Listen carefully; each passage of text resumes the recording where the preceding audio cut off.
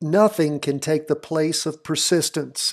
Talent will not. Nothing is more common than unsuccessful men with talent. Genius will not. Unrewarded genius is almost a proverb. Education will not. The world is full of educated derelicts. Persistence and determination alone are omnipotent.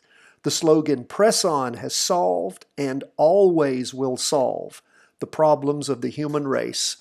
Calvin Coolidge. My friends, stick with this. You can do this. You can learn this. You can make this work 10 to 15 minutes each and every day. That is all we ask. Let's jump into these charts. Market swinging up a little bit for the day. The S&P up 0.23%, almost 1/4% up. What did that have to do with the down move? Slowed up a little there at the end of the day. But we see things still in the red. We're still in play with this short position. Now, could things swing up some more tomorrow? Of course they could. If your candle goes from red to green, could you pull your trade and take your profit at, oh my gosh, let's see, what, around 4% or so? Of course you can. You can take your profits anytime you want. You can be 2% up and out. And almost every single one of these trades that we find ourselves jumping in are going to work. Now, of course, this is a down trade. You'd use something like SH, which is the inverse of the S&P 500. Tracks it percent for percent, almost exactly the same. That's the way it's set up. Need to practice that, of course. Got a great training on inverse funds. I think it's our second most popular training, just behind Heiken Ashi candlesticks. What do we see going on with the rest of the charts? Well, we're at a -15 still, so what does that tell you? Tells you that the 2-day and the weekly are, of course, still persistently down. Just heading down. The 2 days pushed through. Of course, the 200 EMA on that chart, and the weekly is headed that way. So we'll see if indeed this short position is one that works. It's getting closer. We'll see. That's where we are. We're going to move from the S&P 500 to the NASDAQ 100. It was up a little bit more for the day, 1.21%, well, about 1% more. Still, STC is heading down on the half-day chart, and of course, still persistently down, way down, much farther below on the 2-day chart, below the 200 EMA, which of course would represent what? 400 days. So again, lots of down pressure there. Same on the weekly. It is above the 200 EMA, but heading down toward it. So as we look at the short trade that we're in right now, things are still looking okay. Nothing's gone green on the Heiken Ashi candlesticks, and we're still in the red. So that is what we want to see on this short position. PSQ is the single short fund for the NASDAQ 100. So of course you can practice trade that. Now let's look at what's going on with bonds. Bonds did switch over on us, and we stopped that trade here. I did the calculation. We pulled it at 1.17% was the close when it went to green. So instead of making the target of 4.25%, we only made 1.17%. Is that okay? It's okay, we didn't lose anything. And of course, people ask, can you pull it when it goes green originally? Of course you can. You can take your percentage profit at any point. You were well within the 2% range. And this is another, just again, sort of thinking outside of the box for you that want to consider other ways to jump in and jump out, how to bifurcate your trade.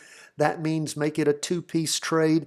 You could, as soon as if it's a down move and the candles go from red to green, you could sell half your position, let the other half ride in case it rotates back over going down. Could you add back to it again?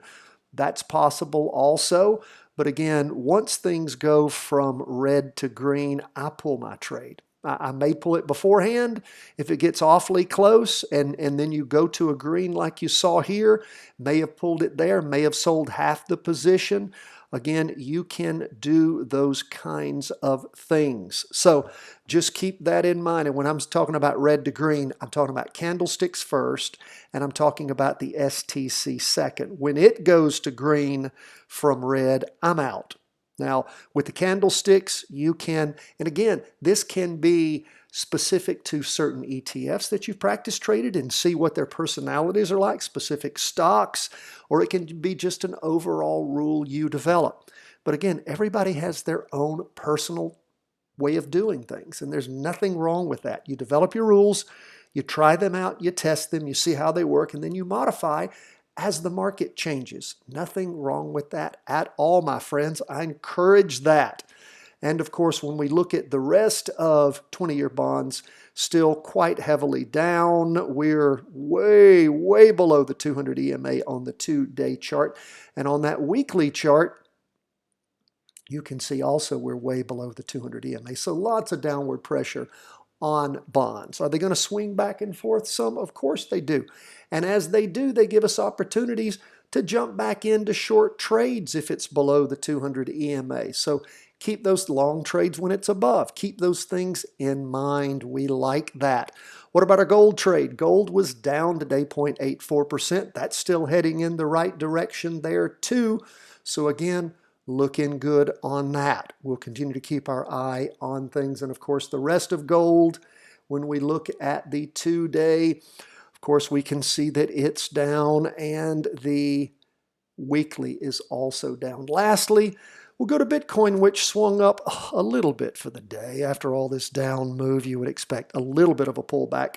1.26%. Now, this latest trade we did down 13.61% and out on that short trade. Again, that worked nicely. That ended on the afternoon of the 9th, yesterday afternoon. Got us out of that short practice trade there. So that worked out well. Not in anything right now as far as shorting Bitcoin or anything, but again, that's the only thing we could do. We're below the 200 EMA. Of course, where are we on the 2-day? 2 days down strong. Weekly is down also. And look at that huge red down candle. I mean, Bitcoin has just been getting hammered. So this is the Bitcoin future, of course. It is XBTF. That's the VanEck ETF. That's the one that I like to trade. Why? The costs are less in that one compared to the other two Bitcoin future ETFs. The thing I like about ETFs too is they're traded just like regular ETFs. It's not like you have to go to any of these Bitcoin exchanges or crypto exchanges rather and pay fees if you've got a free trading platform. Now there are expenses that go with it that are charged to it, but again, they're nothing like what you pay on some of these platforms. So I like it. And again, how do you learn how to do this? You just practice trade it till it works, and then look, it costs you 30-something bucks to buy a share when this thing turns around and starts to go up, so you can practice trade it then too. That is where we are, folks. So appreciate you being with us. Don't forget Patreon members live Q&A tomorrow, Wednesday, 12:30 Eastern Daylight Time here in the States. All of the instructions have been sent to you. And we look forward to having our Patreon members with us. There are 3 Patreon levels. If you would like to be involved in tomorrow's live question-answer call-in session, then become a Patreon member. I'll do everything I can to get you out the instructions before that 12:30 Eastern Daylight Time call on Wednesday, the 11th of May. God bless, my friends. All the best from the whole team at Charting Wealth World Headquarters.